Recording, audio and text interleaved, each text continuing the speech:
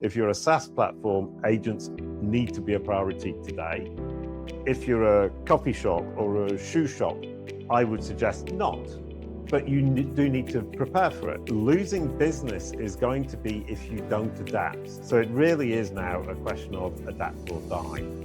And I would argue that business isn't necessarily being lost, it's being displaced to the ones that are ready for the AI assistive engines and AI assistive agents. You need to make sure that you are the answer. What I would argue is what I've now developed, which is the Kalicube framework. There's a whole series of articles on Search Engine Land, 19 articles in 19 weeks that sets out the entire Kalicube framework that explains exactly how to build your SEO, AEO, assistant agent optimization strategy for your business and turn it into a flywheel that drives business by taking your business, taking the reviews, taking the content that your business naturally generates and pushing it back into the machines, through the bots and into the algorithms, so that they become more and more convinced, more and more confident that your solution, that you have the answer, that you are the best solution to the subset of its users who are your audience. That's where you're going to win the game, and it isn't going to change fundamentally in the coming years. Right now, AI is telling your prospects what you need to think about, and you have no idea what it's saying. My guest has spent a decade building the frameworks that fix this. This is Jason Barnard, founder of Kalicube. It's Jason's second time on the show today. Welcome to Business Growth Talks. Thank you, Mark. I'm delighted to be here. Thank you.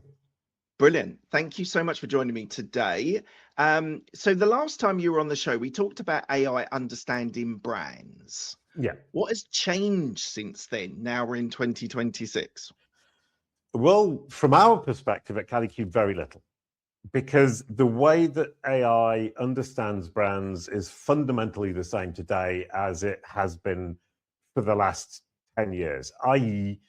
Google understood a brand from the entity home website, their own website, what they're saying about themselves, and then the corroboration and confirmation and proof that there is around the web. And AI is simply search plus an LLM, chatbot like ChatGPT or Gemini, plus a knowledge graph for fact checking. And they all use the same data source, which is the web. And to understand you, they're all looking at your digital footprint to figure out who you are, what you do, who you serve, and why you're credible. So fundamentally, what we've been doing at Kalicube for the last 10 years and what I've been doing with brand SERPs and knowledge panels since 2012 is exactly the same work that we need to do today. It's just that the technology behind it and the technology that the users are interacting with has changed. But AI, I get where you're coming from a perspective of Kalicube, but from a business owner's perspective, it's a different landscape. It's a different world that people are needing to interact with. People are using ChatGPT, people are using Claude and all the other AI chatbots that are out there. Your years in experience has really given you that insight of what's working for brands to be seen. What for you do you think is the thing that my business owners that are listening in now need to know about the landscape and how it has changed? Right. Well, for the brands, it's do more of the same, i.e.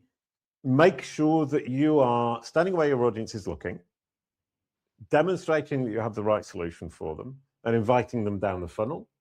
And as they're coming through the door, explain how wonderful you are, why you're better than the competition, and so on and so forth. That's fundamentally marketing.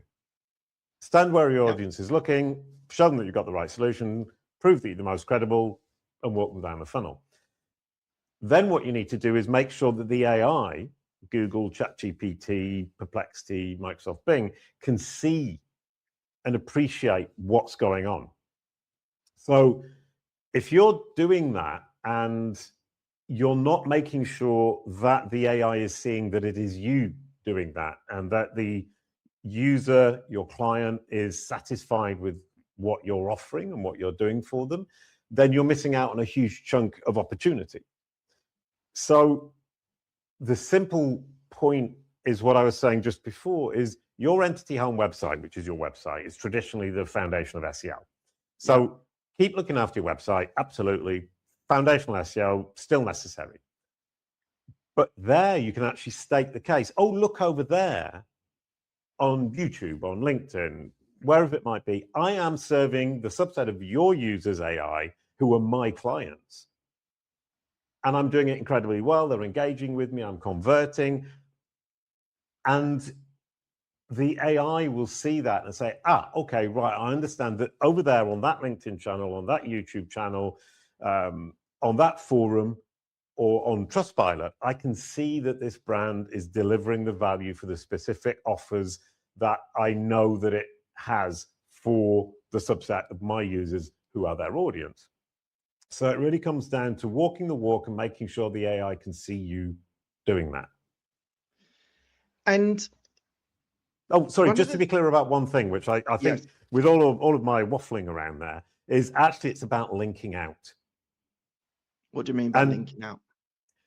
Well, I was chatting earlier on with the people at Google Marketing Live, and they were saying that something I had said sounded like link building, which I'm deeply it's absolutely not what I'm doing. I'm saying link juice isn't the most important thing, and protecting your link juice is now no longer a good strategy. So the idea of getting inbound links that you've earned is always and still an incredibly good strategy from an SEO perspective. It demonstrates credibility, it demonstrates popularity. But there's a tendency in the SEO world and for brands to try and protect what they perceive as link juice, i.e. the page rank that they've got, and say, well, if I link out, I'm giving somebody else some of my link juice. And it's a very bad strategy, because the point of the linking out is saying over there, that's indeed me. So over there on the LinkedIn profile, or over there on a YouTube channel, I'm demonstrating clearly that that is me, and I'm removing any ambiguity that the machine might have in its understanding that that's me. So I'm building its confidence in its understanding that the actions and the satisfaction that I'm giving to the subset of its users who are my audience over there is indeed the same thing as me. So you need to use your entity home website as the hub from which you push out links to all of the content that corroborates and proves what it is you're saying on your entity home website, i.e. I serve these people or these businesses with these services, and I do it incredibly well. I do it better than the competition. Please send me your users when I can actually help them. And how much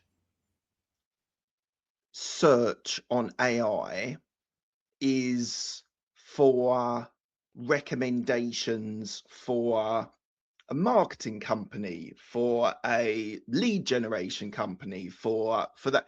How much is actually being used on there? Because we used to previously, 10 years ago, you'd go on Google and you'd say marketing company in or something like that.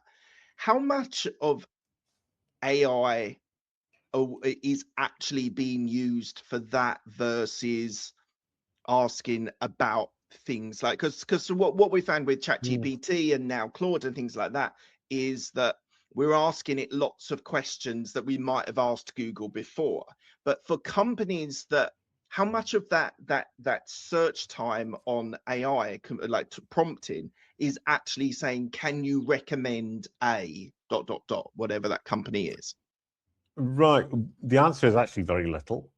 I can't remember the exact number, but something around 5% of ChatGPT users actually have some kind of intent to purchase, rather than writing an article or researching something for their business, or trying to solve a business problem, or solving a personal problem for that matter. Having a chat, brainstorming, shooting a breeze, I would imagine, for some people. Somebody who's really bored, shooting a breeze with ChatGPT is probably a good thing to be doing. And it's a bit like voice search, where people are saying voice search is taken over, it's 80% of search at one point. And you're saying, no, actually, most of that is just call mother or call my friend, and you're using your voice just to activate. So not the same, obviously, a similar position where you're conflating two different uses of the same technology. So you need to be very careful about the numbers that you're hearing about ChatGPT and Perplexity, to know that they're not, number one, they're not the majority of them are not actually anything like a purchase process. Number two, that I think it's 95, I've seen two different numbers, 95% and 99% of people who use ChatGPT use Google traditional search as well for the same research. Right. And that's the other point that I think is really important, is search, assistive and agential are living side by side, and they will continue to live side by side, because the assistive engine, which is ChatGPT using web search and Gemini using web search and AI mode and Perplexity, that's bringing you to a place where it's recommending the solution to you. You're delegating to it the responsibility of doing the research and giving you the recommendation.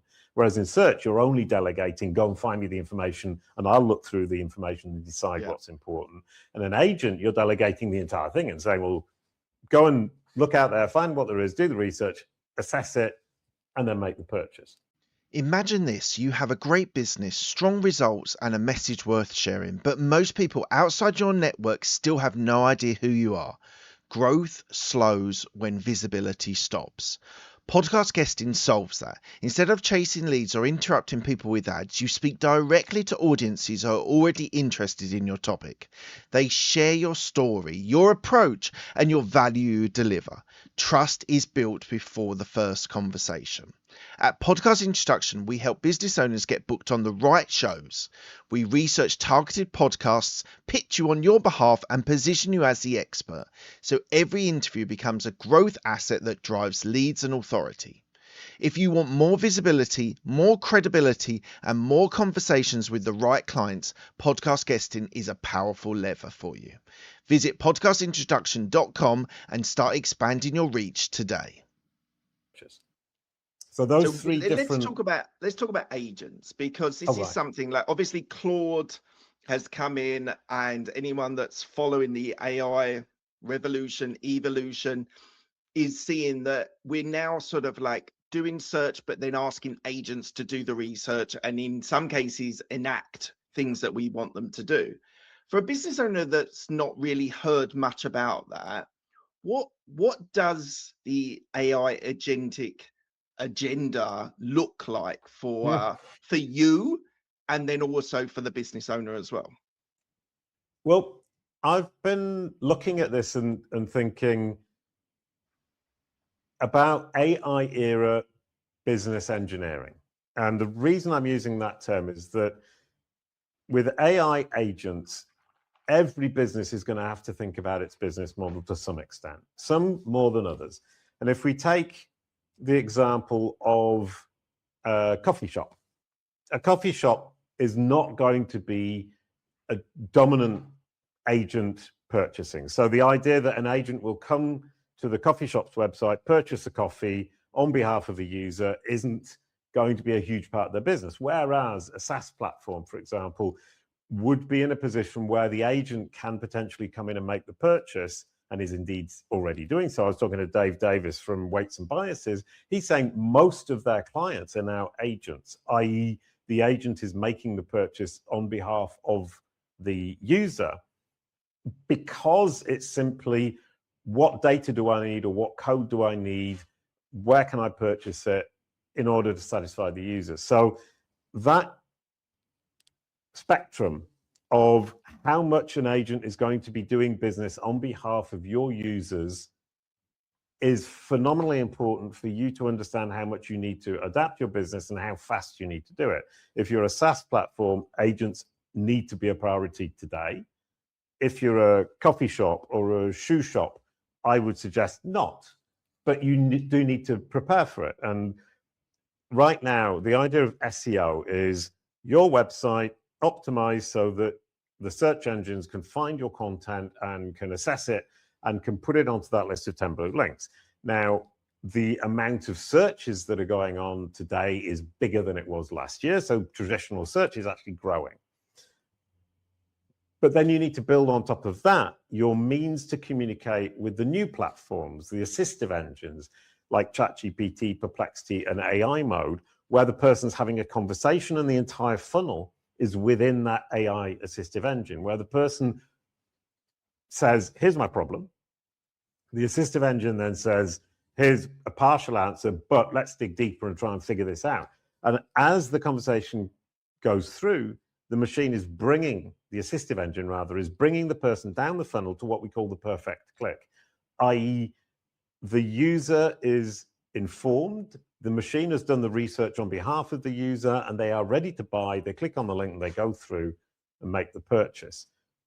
And that involves being able to feed not only the search engines, which we're already doing for the search aspect that I just talked about, but also the LLMs and the knowledge graphs. Now, LLM, knowledge graph plus search engine is what I call the algorithmic trinity. And we can look at it as intelligence, which is the LLM having a conversation, information, which is the search engine that brings the information to the LLM that the LLM didn't have. So the intelligence knows a certain amount, but it doesn't know everything, whereas search can bring in new information or niche information that the LLM didn't have. And then a knowledge graph for fact checking. So once it has the information, it needs to decide, well, is this true? Is this right? Can I be confident that the answer I'm giving is correct? And it will check in a knowledge graph. So that trio of technologies is what drives every single assistive engine on Earth today: Perplexity, ChatGPT, AI mode, and so on and so forth. So you need to feed those three technologies.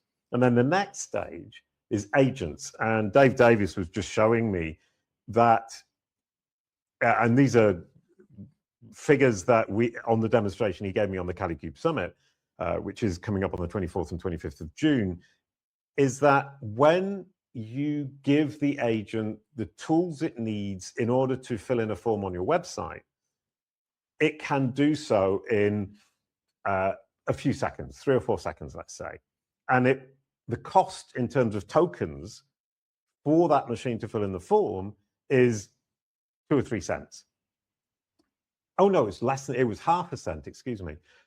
If you do not give it that tool, it has to go through your web page. It has to figure out how to engage with that web page. And that cost, in the example Dave gave me, was 50 cents, and it took 2 minutes. So the question with the agent is technical. You need to give it the tools to interact with your website, which is WebMCP and MCP. So what I'm basically saying is you have SEO, which needs to be done. You build on top of that the ability to feed. So you fed the search engines. Then on top of that, you need to build the ability to serve the LLMs and the knowledge graph for assistive engines. Then you need to build on top of that the technology and the interface for the agents to be able to do business with you. And whatever your business is, agents are going to be doing business with you at some level in the coming years. So you need to start thinking about preparing right now. Is there a type of business that in your mind is going to lose out in this AI revolution? What type of business for you is going to massively lose out? Well, AI and agents are going to replace the purchase and the research and the recommendation process. Losing business is going to be if you don't adapt. So it really is now a question of adapt or die. I think in the marketing industry, there is going to be a certain amount of loss of work, of opportunities. But for an SEO, and if we look at what businesses need to do, it's basically take your business, take what you're doing for humans, for your human audience, how you're serving them, why they're satisfied, exactly what you're offering, exactly what your support is after the purchase, what opportunities they have in terms of engaging with you. Get that out of your business and onto the internet in public places where you can feed the algorithms, both the search, the LLM, and the knowledge graph, and make sure that you're building the tools that the agent can use in order to interact with your business. Now, I call that the Kalicube flywheel, which is your business implementation, how you interact with your users and your clients, how happy they are with your service needs to be shown to the machines, because they need to build the confidence to deal with you. And I would argue that business isn't necessarily being lost, it's being displaced to the ones that are ready for the AI assistive engines and AI assistive agents. And you said about agents making decisions. If a company if the decision needs to be made on data, then you can, I use the word trust, you can outsource that to an agent to go and make a decision, crunch the numbers and make a value judgment. But you mentioned earlier about the coffee shop, where there's a judgment call, a human judgment call that needs to be made there. That's where the disconnect with an agent, because they don't have that, may not have that data about how you want to proceed. Is that a fair reflection on what you're saying? Definitely, absolutely. It's what I call the delegation boundary. How much am I willing to delegate? It depends on how much how emotionally invested I am in the decision. So, organizing a wedding, I wouldn't delegate to an agent. Buying a coffee, potentially, if the coffee was delivered to my office, and you tell it what you like. Like if you tell them the coffee that you like, it could go and get you one every morning, for example. Yes, exactly. And it knows that I always get up at 8 o'clock, so it actually already orders the coffee and it's ready for me. But the one point that I think is super important that we don't really think about is the fact that I wouldn't do it doesn't mean somebody else wouldn't do it. And the fact that I wouldn't do it today doesn't mean to say that the technology isn't going to advance in the coming couple of years to a point at which I would do it. And another point, which Dave Davis just made to me, is we might not have the choice. Once the big tech companies start integrating the agents into their platforms and their services, it becomes, in French, a fait accompli. It's something that you cannot avoid because the agent is embedded in the machine you're using. So the agent acts on your behalf, whether you like it or not.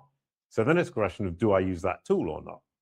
Right. And that kind of creep of the agent taking over or the AI taking over is partially something we control, as long as the people or the companies supplying us with the tools that we're interacting with, the services we're using, allow us that choice. But at some point in all of these platforms, there's going to be a moment when it's included by default and you have to opt out. And if you look at Gemini now, it starts to summarize your emails and you haven't even asked it. Yeah. I have to opt out of that if I don't want it. So there is no reason for that not then to move forwards. If take Google Wallet. If my Google Wallet is all hooked up and I've said, I actually agree to spending up to 100 euros on ABC because Google have given me a button to click on at some point in some platform and I didn't really pay attention to it, all of a sudden I'm in a game that I would have thought initially I wouldn't have wanted to play, which is delegating to an agent buying my coffee in the morning as the example. So I heard a quote or a conversation with the Anthropic leader who said, in his mind, we need to be able to build in a pause button or a stop button when it comes to AI, which I thought was a really interesting thing for someone who's built Claude, that is the real forefront from a business owner's perspective of agents. What's your thoughts on actually having a pause button or a stop button on this evolution, this revolution when it comes to AI? Well, I think I know we're in a situation where we have no idea where this is going to go, and it could turn horribly wrong. And the idea of saying, well, let's put a pause button on it for a moment, in my opinion, is completely unrealistic, because you're not going to get all of the countries in the world, all of the big tech companies in the world to put any kind of pause on this. And regulatory intervention in China is not going to be the same as it is in Europe as in the US. And as individuals, I think we can obviously not put a complete pause on it, but being very aware of how much I'm delegating to the machine in terms of decisions is fundamentally important. And one of the foundations of the talk I'm giving at Google Marketing Live is that idea of we are handing over decisions to the machine and have been for years and years and years. And the delegation boundary, i.e. how much of the decision I'm willing to give to the machine, has moved significantly over the last 10 years. If you sit and think, how much was I willing to delegate 10 years ago and how much was I willing to delegate 2 years ago? And now that ChatGPT and Gemini and Claude are appearing to really fulfill tasks and even projects to a level that I personally wouldn't have imagined 3 or 4 years ago, I'm more and more willing to delegate. And I can't see that I could put a pause on that purely because the things that I'm delegating are making my life so much easier. And I think as human beings, you're saying, well, I don't want to waste my time researching lots of stuff. I want Perplexity, for example, to go off and research all the stuff. I was looking for a specialist accountant in France to help me with research and development and innovation tax law.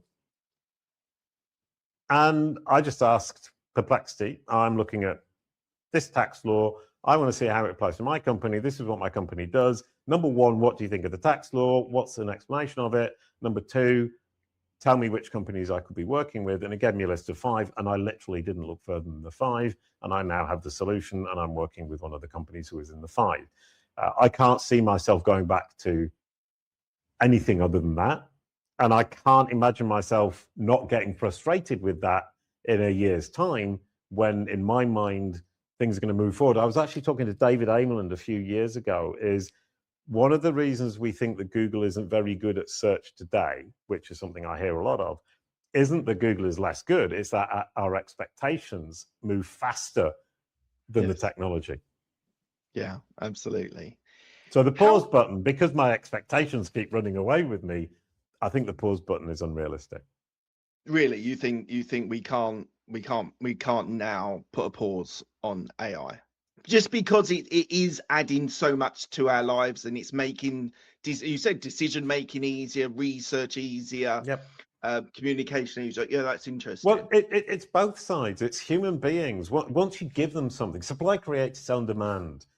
A new possibility gives me new possibilities beyond those possibilities. And as a human being, I will really struggle to come backwards. And I will struggle also to stay still. I always want to move forward. And the second is obviously, how would you ever get all of the big tech companies to agree to any kind of pause? No, that's the biggest problem, is that it's almost impossible to do that, only with regulation.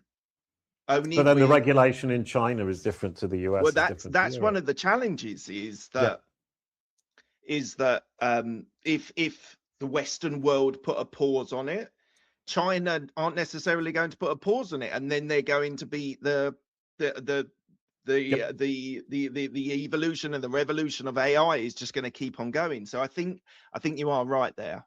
I think you are right. Humanity's in trouble. Yes. Look, guys, if you're enjoying this episode, then do consider just taking 30 seconds and hit 5 stars review on Spotify and Apple. It only takes a few seconds and it generally helps reach the audience and reaches more people. Right.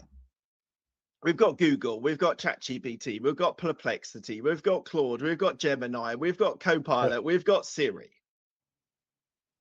I think I've covered most of them. Are they trained, and this is what you do, but are they currently trained to accurately reflect us and reflect our businesses and what we're trying to represent within our marketing and things like that?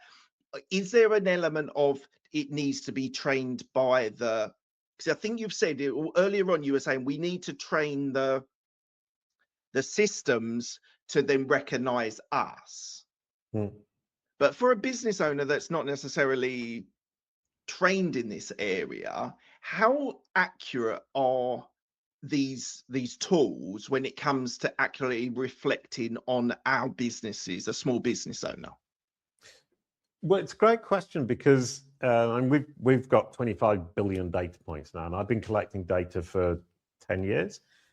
And I've seen a very, very, very clear evolution in AI over the last 3 years, and even in Google before that, of the accuracy and its ability to correctly describe companies and people. And 3 years ago, ChatGPT was not very good, let's say. Gemini wasn't very good. And over the last 3 years, I would say these aren't real data numbers, they're rules of thumb, gone from 50% accuracy to 80% accuracy. But that's accuracy at the fundamental level. Who are you? And that's just, Kalicube is a company that offers consultancy services for entrepreneurs who want to look after their personal brand, would be what I'm calling the 80%, i.e. it's going to get 80% of companies more or less right on that basic statement, which is encouraging. And it's going to get better and better and better and better. But as a business, you have to think, well, actually, the competitive advantage has to be that it says Kalicube is the world's leading consultancy on for entrepreneurs and their personal brand in the age of AI. Kalicube works with major clients such as Google, Ahrefs, Brian Scudamore, 1-800-GOT-JUNK, and starts naming the clients and saying how wonderful we are, thousands of happy clients, et cetera, et cetera, et cetera. When somebody searches Kalicube as a brand, just before making a decision to engage with us, they see a really great result, incredibly convincing. A brand that doesn't work on training the algorithms explicitly is not going to get that kind of enthusiasm, let's say, from the machine. And so it's an interesting point that you should say train, because we all know that LLMs are trained, and the algorithms are trained by the engineers.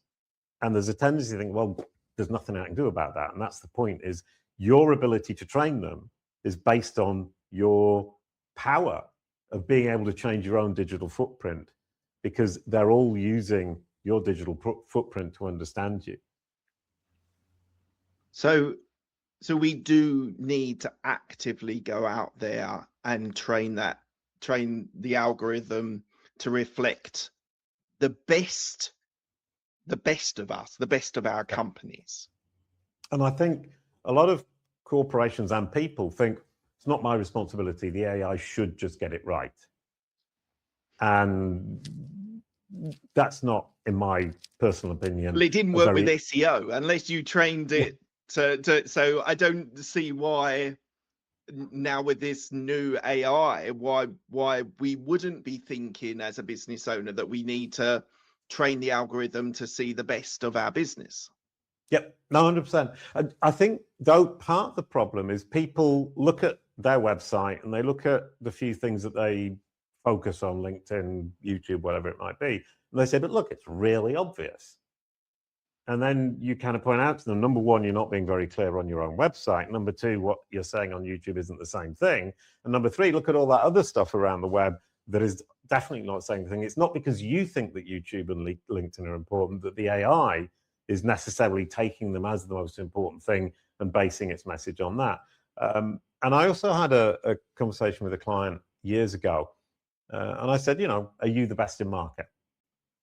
He said, yeah, of course we are. Look at all these emails we've got from our clients saying how wonderful we are. I said, well, okay, now show me online.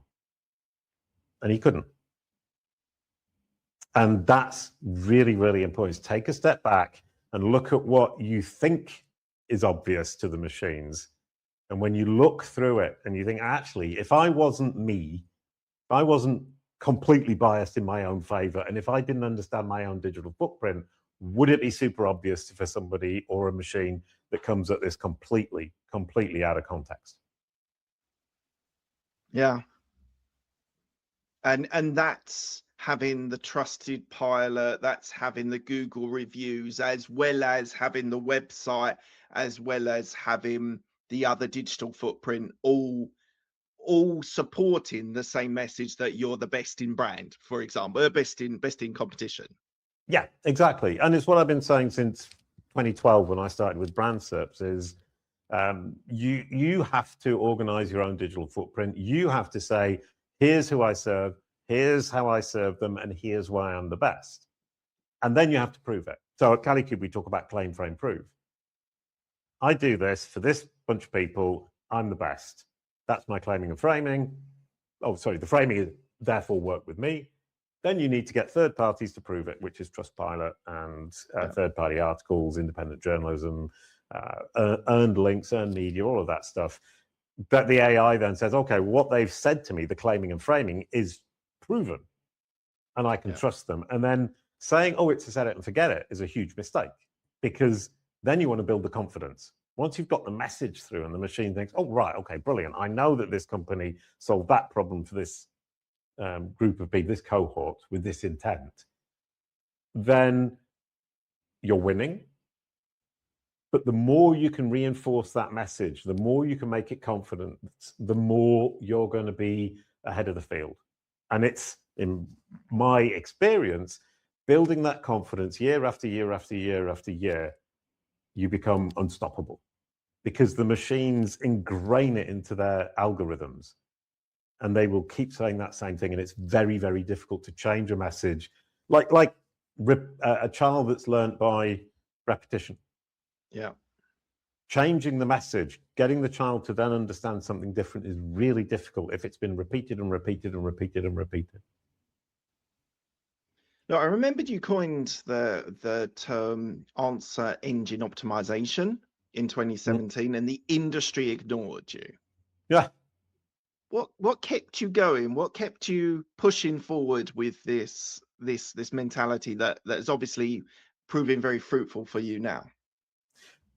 Yeah, well, answer engine optimization came with feature snippets, and I was thinking, okay, so the machine is now answering the question. It's that whole zero-click search that Rand Fishkin talks a lot about. And some of the industry were taking advantage of it. Some of the industry were saying, oh, I don't like this, I don't want it to happen. But I was looking at it saying, okay, so now we have a machine that can answer questions. You need to make sure that you are the answer.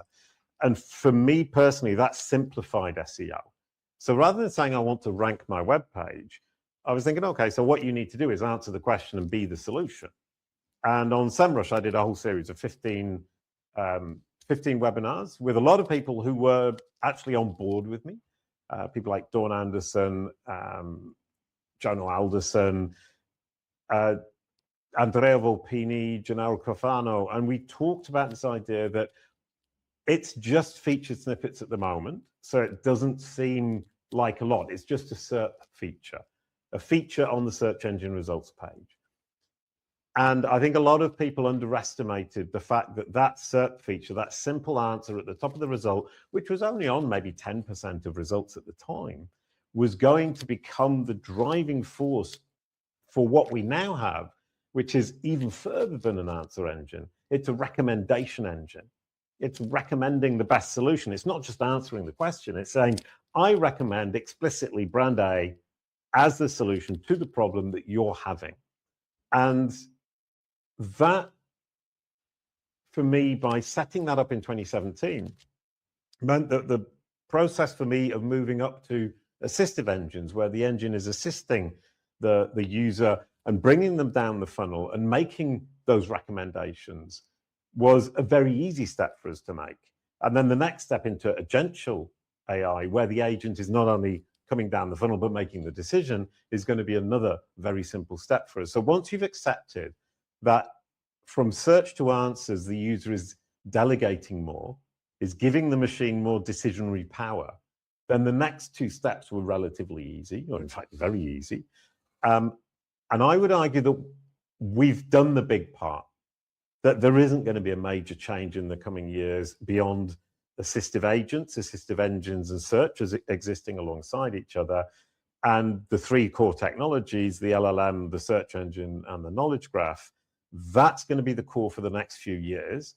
So we have the framework, we have the system in place, and that foundation isn't going to change. And that's what we need to focus on. And so what I would argue is what I've now developed, which is the Kalicube framework. There's a whole series of articles on Search Engine Land, 19 articles in 19 weeks that sets out the entire Kalicube framework that explains exactly how to build your SEO, AEO, assistant agent optimization strategy for your business and turn it into a flywheel that drives business by taking your business, taking the reviews, taking the content that your business naturally generates and pushing it back into the machines, through the bots and into the algorithms, so that they become more and more convinced, more and more confident that your solution, that you have the answer, that you are the best solution to the subset of its users who are your audience. That's where you're going to win the game. And it isn't going to change fundamentally in the coming years. So that's what you need to focus on from now. What was it like starting with Google and them analyzing your framework and then validating it and saying to you, like, yeah, come and talk to our partners, come and talk to our people about that? What was that like for you after some years where you were saying the right things, but it wasn't being heard? What was it like having that validation from them? Really, really, really lovely. When Google come to you and say, can you explain your framework to our enterprise clients? It's validation of the fact that what I'm saying actually makes real sense. And I think one of the things with Google is, over the years, they've always said, build your content for humans, not for machines. And fundamentally, that's what I'm saying. I'm saying walk the walk, serve your human audience, make sure that you're giving them value, that you're getting the right clients, that you're focusing on the people that you can truly help and truly serve. And then make sure that you're feeding that information to the algorithms so that you educate them and train them to be your biggest advocate. And if you're doing your marketing right all across your digital footprint, on YouTube, on LinkedIn, on Medium, getting earned PR, and building a website in order to clearly indicate to the bots, the algorithms, and the assistive engines that you are indeed walking the walk across the entire internet for the subset of their users, your audience, you're already making money. You're making money from the marketing that you're already doing, because you're getting clients from the marketing you're doing across the internet and bringing people to your website through social media, through offline activities indeed as well, which I think we often underestimate. And then the search and assistive engines are a bonus. You package what you're already doing, the success you're already having with your audience, with your ICP. You package it for the machines, and you use that information to train the machines to understand that you are indeed the best solution. And I often say that the AI's opinion of the world's opinion of you is what matters.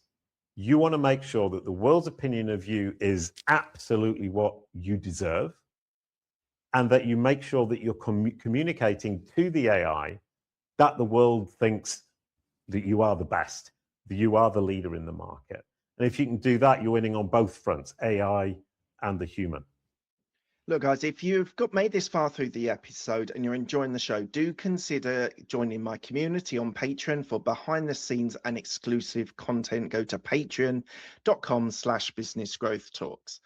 So what you said just then was really interesting, because you should be servicing, creating the recommendations. So you should be treating that you should be talking to humans first, and then if you get the validation, the AI and search will follow that.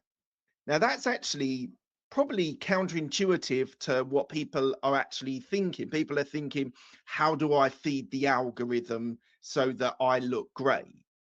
But actually what you're saying is speak to the human first, get the validation, and then the bots will follow afterwards. Is that right? Yeah, exactly. And essentially the work of an SEO or a practitioner in the search industry is to communicate and educate the algorithms. But the business needs to give them the material. And the mistake that businesses have been making in the past is imagining that the SEO themselves will create this proof, will create this information, this data, this material, and educate the algorithms with what effectively comes down to tricks. And if you have a kind of mindset shift and say, okay, I've got my business, I'm the business owner, I'm I'm running the business, I'm the CEO or the COO, and I can see that we are serving our clients incredibly well.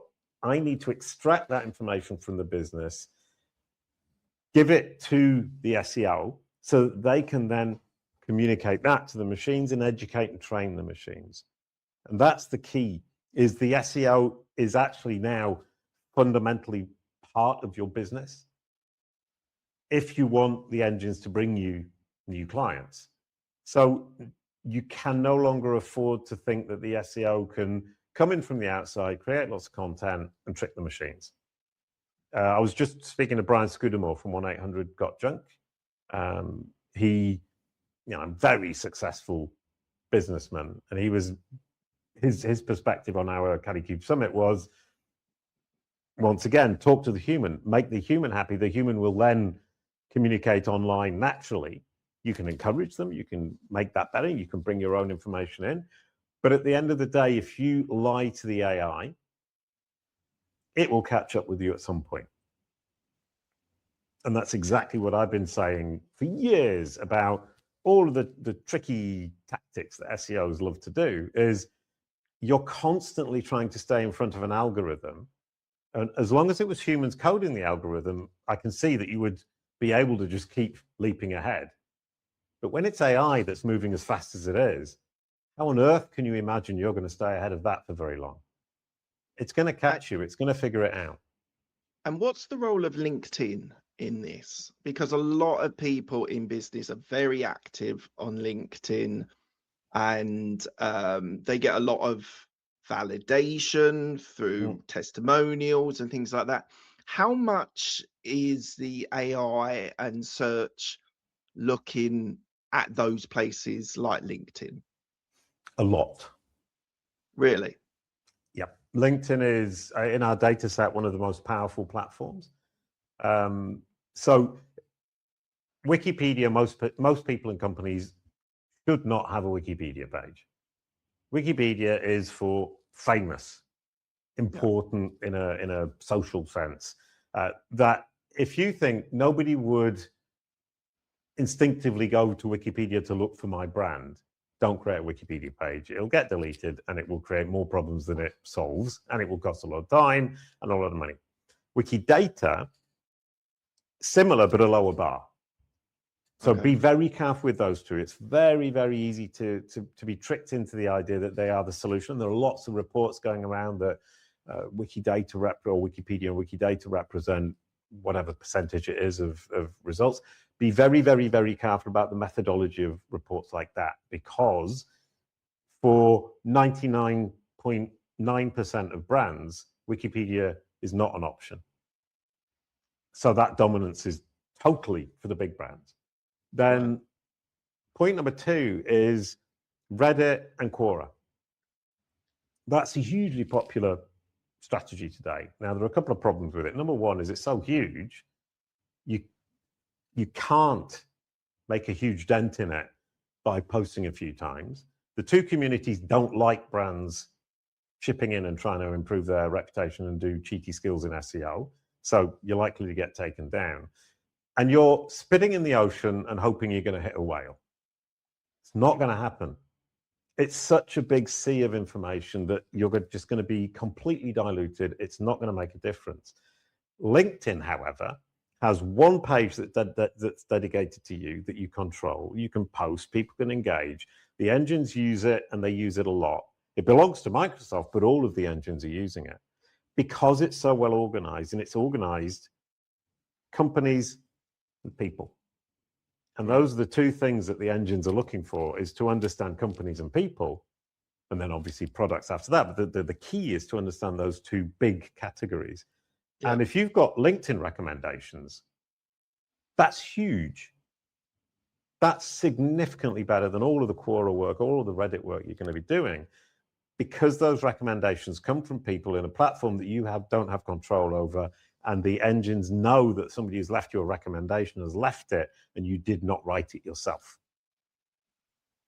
And my last question to you, Jason, unfortunately, we're going to have to cut this short because we need to have you back on very, very soon. But the last question I want to ask you is, and this might be an unfair question of how fast everything is moving.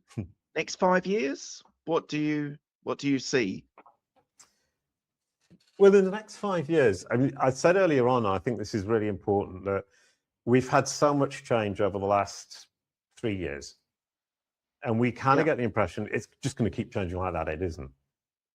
Fundamentally, you have the three technologies that I talked about earlier on, LLMs, knowledge graph, search engines. That's it. That's what's going to be for the next 5 years.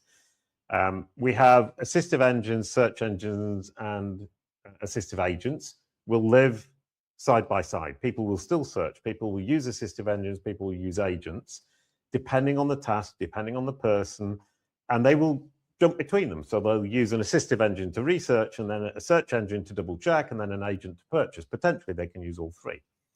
That isn't going to change in the next 5 years.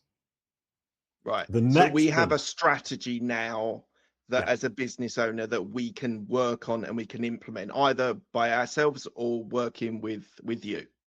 Yeah, and go along to audit.kalicube.pro, and there's an audit where we compare you to competition. We figure out where you sit within your market, and at the end, it just gives you the strategy for free.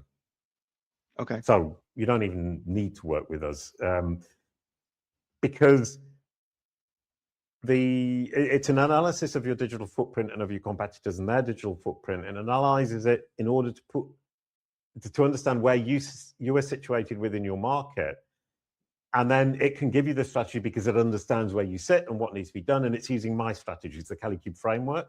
It's fed into our audit, which will then give you the strategy. And that strategy is going to be solid and good and a winning strategy for the next 5 years. And the reason I'm so confident about that is because of the three technologies, because of the three different types of engines. That's not going to change anytime soon. What will happen is this will spread to more and more surfaces: Gmail, Google Docs, Teams, Canva, Adobe. All of these are integrating AI, and we're going to get recommendations within all of these different surfaces. And because the AI, Gemini, ChatGPT, so on and so forth, are feeding all of these different surfaces, training those engines is always going to work across all of the surfaces. And the next big change is going to be quantum computing. And quantum computing... Maybe let's hold that, and maybe let's get you on. Oh, go on. What are you going to say? I was just going to say quantum computing isn't coming in the next 5 years at the scale we need it. Right. So you can be safe in the idea that for the next 5 years, it will change fast, it will evolve fast, but it's not going to change as fundamentally again as it did when ChatGPT launched 3 or 4 years ago. Yeah. And that's just the reassuring point, is until quantum computing comes along and is sufficiently developed to be generalist and used at scale, fundamentally nothing is going to be throwing us up in the air like ChatGPT did 3 or 4 years ago. Brilliant. Thank you, Jason. Thank you so much for your time today. I really enjoyed our conversation, and we definitely need you back on in a few months telling us what we next need to do. Look, that's it for today. If you've enjoyed this conversation, the best thing that you can do is hit the subscribe button wherever you're watching or listening. It genuinely helps people find the show. If you're on YouTube, hit the like button and drop a comment away on what your biggest takeaway from this conversation is. And if you're on Apple or Spotify, do consider giving a 5-star review. It makes a real difference on there. And if you know someone that you think needs to hear this, please share it with them today. And I'll see you all in the next one. Thanks, guys.